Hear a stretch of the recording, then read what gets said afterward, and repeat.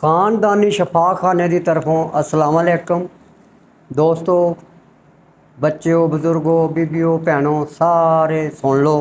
दर्द शकीका। दर्द शकीके नूं आम बंदा समझदा इहदे नाल सिर दा दर्द हुंदा है।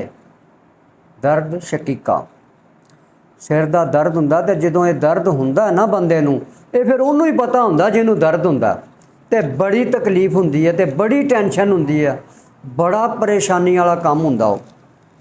ते कई दफ़ा इहदा दम भी करदे आ आवाम, कई अल्लाह वाले दम फूके नाल भी इहदा इलाज करदे आ, लेकिन असी हकीम हैं ते हकीम लोग जिहड़े ना इहदा इलाज दवाइयां नाल करदे आ, क्योंकि हकीमां ने तो दवाइयां नाल ही करना ना, उन्होंने तो नहीं ना दम फूका करना हुंदा।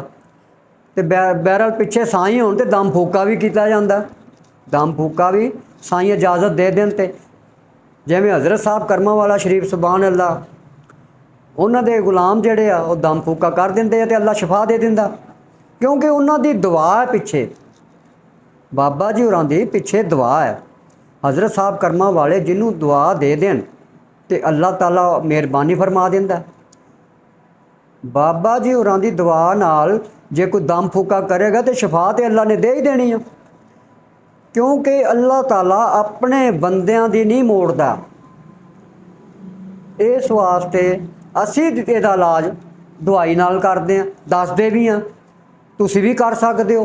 तुहानूं ये इलाज दस्सण लग्या मैं, इहदा इलाज जिहड़ा ना सौखा ही है, जे बंदा करे तो सौखा ही है, जे ना करे तो फिर सौखा काम भी बहुत वड्डा औखा लगदा, क्योंकि उन्हें करना जो नहीं, तो जे करेगा तो इंशाअल्लाह बफज़ले खुदा। अरे कोई ज़रूरी नहीं कि अपने ते ही करना होवे, किसी दोस्त दे उत्ते भी कर सकदा, किसी दा दूसरे बंदे दा भी भला कर सकदा। जदों अल्लाह ताला असीं किसी दा भला करांगे तो रब साडा भला कर देगा।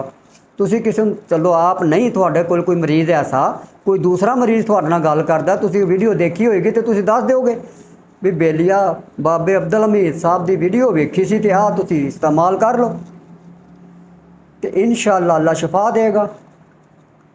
उस तो खदूस 4 माशा, उस तो खदूस 4 माशा, धनिया खुशक 4 माशा, 10 कालियां मिर्चां, इन्हां नूं रगड़ा लाना, जिवें चटनी रगड़ी दी है, पुदीना रगड़ी दा, चंगी तरह रगड़ा लाना। रगड़ा ला के कोई नमक नहीं पाना विच, 1 गिलास या आधा गिलास पानी दा पा लो, कोई मिठा भी नहीं पाने की लोड़, नमक भी नहीं पाने की ज़रूरत, कोई शै पाने की ज़रूरत नहीं, ये पी लेना।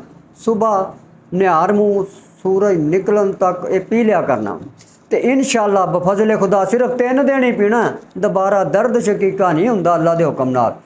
अगर मेरी वीडियो पसंद आई होवे सबसक्राइब करना, शेयर करना, लाइक करना।